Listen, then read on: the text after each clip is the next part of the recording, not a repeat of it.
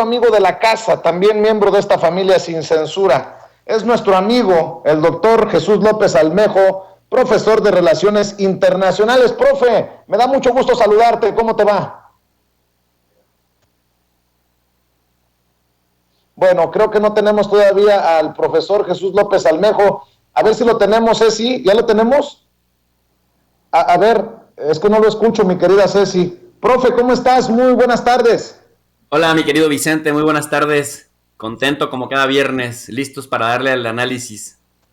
A eso. Oye, hay dos temas muy interesantes. Déjame iniciar primero con el de Tomás Herón. El New York Times dice que Israel niega la extradición de Tomás Herón de Lucio porque México apoyó a Palestina en este histórico conflicto entre Israel y Palestina.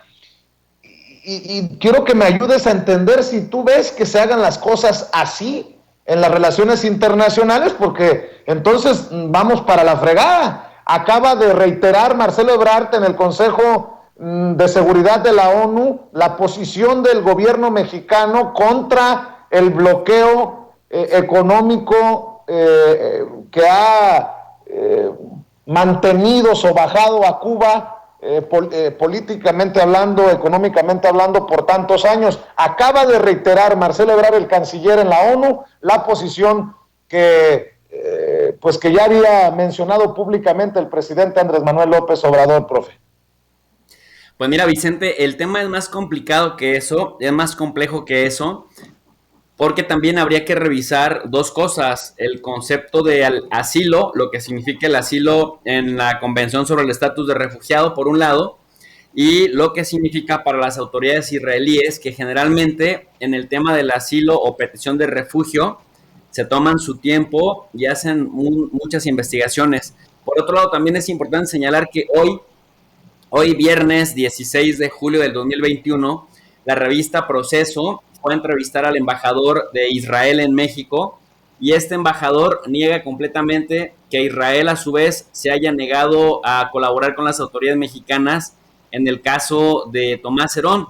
Lo que Zvi Ishaktal, el embajador israelí en México, señaló es que The New York Times sacó su información de un exfuncionario de Netanyahu que pues más o menos les está jugando un poco también al mismo gobierno israelí actual, porque recordemos, querido Vicente, que Netanyahu dejó el poder después de muchísimos años de aferrarse a él, después de 6 reelecciones, que actualmente hay mucha gente que era leal a Netanyahu que sigue operando en el actual gobierno israelí, pero que de alguna manera también medio sabotean al gobierno israelí. Entonces, lo que el actual embajador Zvi Ishaktal señala a la revista Proceso es que gente de Netanyahu está difundiendo rumores a diferentes medios de comunicación para empantanar un poco las relaciones de Israel, o un mucho las relaciones de Israel con el exterior.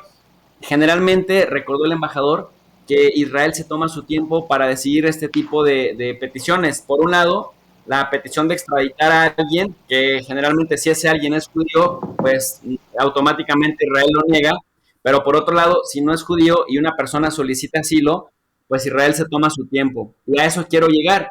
Fíjate, Vicente, que Israel, a diferencia de otros países, prácticamente si tú llegas al aeropuerto de Tel Aviv y pidieras asilo, en ese momento te deportan. Es decir, a ver, ¿qué dice la convención? La convención sobre el estatus de refugiado dice que, por cierto, Israel es un país adherido, que un refugiado es una persona forzada a dejar su país debido a fundados temores de persecución en razones de raza, religión, nacionalidad, o también por formar parte de un grupo particular. Sin embargo, en Israel no importa que vengas de una guerra civil, no importa que vengas de una situación económica deficiente o que quieras migrar a un país desarrollado para mejorar tu condición, Israel se pasa, digamos, por el arco del triunfo un tanto eso, y si tú solicitas a la llegada asilo, te deportan. Pero ¿qué sucede? Cuando ya estás dentro de Israel y que entraste como turista y ya dentro de Israel empiezas a moverte con abogados para solicitar el trámite, entonces Israel te da un papel blanco, un documento blanco. Este documento blanco te protege nada más de que no te deporten hasta que el sistema migratorio israelí te da una cita, ahora sí, que ya la pediste, para conocer tu situación. Después te dan un documento azul. En ese documento azul, generalmente, porque no existe la visa de refugiado, en ese documento azul es un permiso de residencia temporal que se expide al solicitante para evitar que, además de que no te deporten, pues puedas también ahí trabajar en lo que estás alistándote para una tercera entrevista, que es la que va a decidir si te quedas en Israel o te deportan después de pasado un tiempo. Entonces, si tú estando ahí con tu documento azul, que sería, digamos, el segundo paso, vas de viaje a algún otro país, sales de las fronteras de Israel, en ese momento Israel te deja de, pues te expulsa prácticamente y no permite que tu familia vuelva a pisar ahí. Y esto, pues generalmente se le complica a la gente. Por eso es que Tomás Herón o André Roemer o la gente que se ha ido para Israel a estarse allá, que han recibido este permiso azul, pues no pueden salir de Israel, so pena de que Israel ya no los vuelva a recibir cuando esto suceda.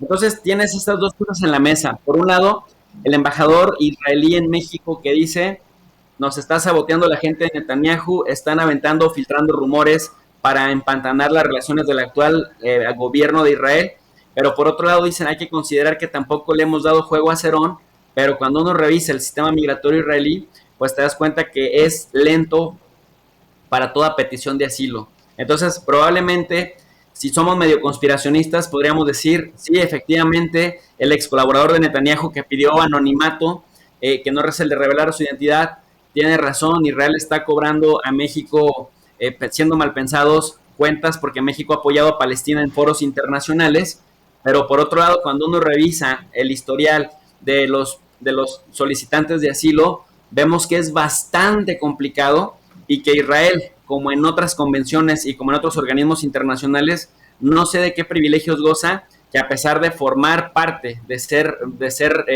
miembro de la Convención sobre el Estatus de Refugiado, pues finalmente hace lo que quiere y también se la lleva calmada con la petición de asilo. Ahí tienes, digamos, esa ambivalencia, mi querido Vicente. Así es, y por no dejar